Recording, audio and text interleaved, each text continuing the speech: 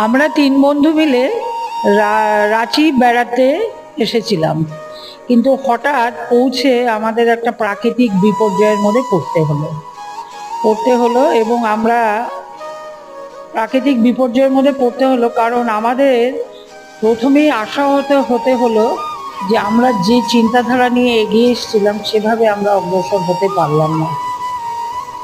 আসার আগে আমার এক বন্ধুর কাছ থেকে অসীম রায় মহাশয়ের কথা জানতে পারি এবং ওনার ফোন নাম্বার পাই।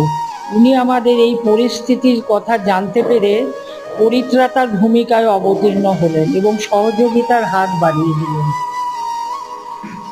পরের দিন সকালবেলায় তার সুপুত্র প্রকাশ রায়